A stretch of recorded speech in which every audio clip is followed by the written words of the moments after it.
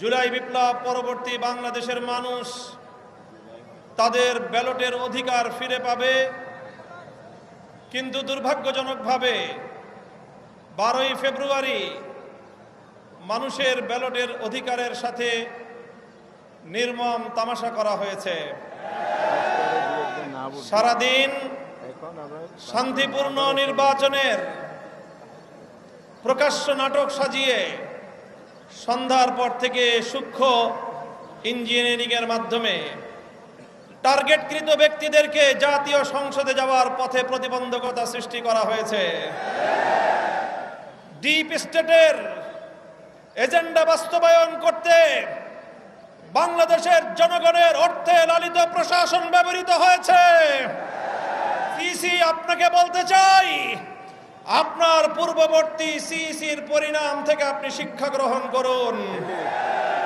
আমরা যে আপত্তি জানিয়েছি, সঠিক তদন্তের মাধ্যমে জনগণের ব্যালটের অধিকার যদি ফিরিয়ে না দেন, বাংলার মানুষ জোর করে তাদের অধিকার কেড়ে নেবে ইনশাআল্লাহ।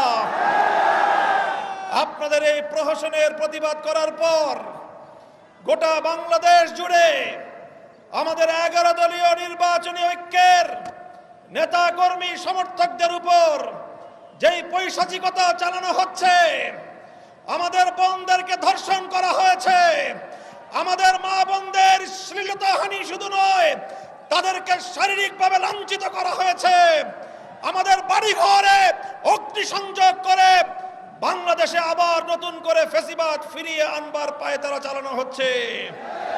মনে রাখবেন, রক্ত দিয়ে যে জুলাই বিপ্লব হয়েছে, সেই বাংলাদেশে আর কোনোদিন ফ্যাসিবাদ ফিরে আসতে পারবে না ইনশাআল্লাহ। পুরনো ফ্যাসিবাদীদের সাথে সখ্যতা করে বাংলাদেশের রাজনীতিতে যদি তাদেরকে আপনারা প্রবেশ করবার সুযোগ তৈরি করে দিতে চান, যেই পথ ফ্যাসিবাদকে ফিরে আসার জন্য তৈরি করবেন, সেই পথ দিয়ে আপনাদেরকে দিল্লিতে বিতাড়িত করা হবে।